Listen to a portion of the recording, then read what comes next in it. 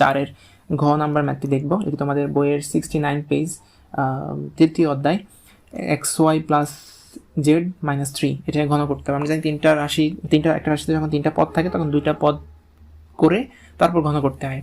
তাহলে এই ক্ষেত্রে আমরা যেটা করতে পারি, যে কোনো দুইটাকে আমরা একটা পদে নিয়ে আসবো। যেমন আমরা প্রথম দুইটাকে একটা পদে নিয়ে আসলাম, xy প্লাস জেডকে আমরা এ ধরলাম আর 3কে আমরা বি ধরলাম।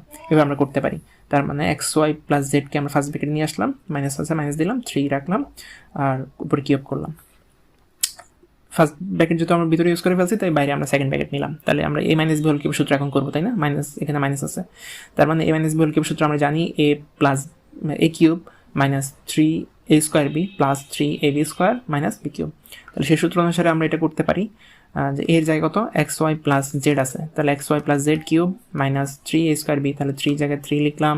এর জায়গায় কত xy প্লাস জেড স্কোয়ার দিলাম, বি এর জায়গায় 3 দিলাম, তারপর 3ab স্কোয়ার, তাহলে 3 লিখলাম, তারপর এ কত xy প্লাস জেড লিখলাম, তারপর বি স্কোয়ার জায়গায় 3 স্কোয়ার। তারপর আমাদের সূত্র ছিল যে মাইনাস বি কিউব, তাহলে মাইনাস লিখলাম, বি হচ্ছে আমাদের 3 উপর কিউব দিলাম। এবার যদি আমরা এই অংশটুকু ভাঙাই, কারণ এই অংশটুকু আবার একটা কিউব হয়ে গেছে, দেখো xy plus Z whole cube, তাহলে এটা a plus B whole cube সূত্র হয়ে গেছে আবার।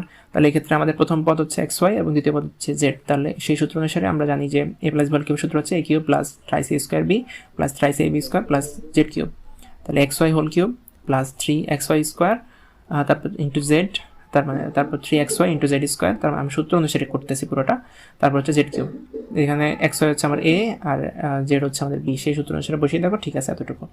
এবার এই অংশটুকু, বাকি যে অংশটুকু আছে এই অংশটুকুর আমরা সলিউশন দেখবো। এখন এখানে মাইনাস আছে মাইনাস দিলাম, 3 আর 3 গুণ করলে 9, তারপর xy plus Z whole square, এটাকে আমরা ভাঙাতে পারি, তাই না? এ প্লাস বি হোল স্কোয়ারের সূত্র অনুসারে।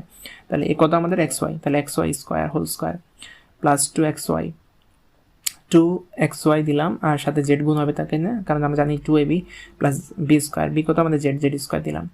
এবার এখানে দেখো 3 আছে 3 দিলাম, xy প্লাস জেড দিলাম, এখানে 3 স্কোয়ার আছে 3 স্কোয়ার মানে 9, এখানে মাইনাস আছে মাইনাস দিলাম, 3কে কিউব করলে 27 দিলাম।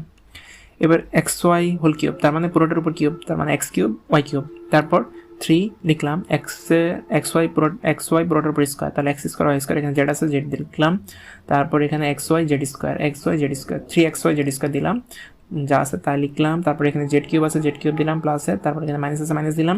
এই অংশটুকু এবার ভাঙাতে পারি আমরা, xy হোল স্কোয়ার মানে হচ্ছে x স্কোয়ার y স্কোয়ার, তারপর 2xy জেড আছে 2xy জেড লিখলাম প্লাস জেড স্কোয়ার লিখলাম, এখানে প্লাস দিলাম, 3 আর 9 গুণ করলে 27, xy প্লাস জেড লিখলাম, মাইনাস 27 আছে মাইনাস 27 লিখলাম। আর একটু সরল করতে পারি, x কিউব y কিউব লিখলাম, এই অংশটুকু পুরোটাই সেম আছে, এখানে কোনো কাজ নাই, উপরে যা লাইন যেভাবে আছে সেভাবে বসিয়ে দিলাম। তারপর এখানে 9 দ্বারা গুণ করবো, 9কে x স্কোয়ার y স্কোয়ার দ্বারা গুণ করলে minus 9x square y square, কারণ প্লাস মাইনাস মাইনাস, তারপর প্লাস মাইনাস মাইনাস দিলাম, 9 আর 2 গুণ করলে 18xy z, 9 আর জেড স্কোয়ার গুণ করলে 9 জেড স্কোয়ার, যেখানে মাইনাস এখানে প্লাস প্লাস মাইনাস মাইনাস বসলো। তারপর 27 দ্বারা এটা গুণ করবো, 27কে xy গুণ করলে 27xy, 27কে জেড দ্বারা গুণ করলে 27z আর মাইনাস 27।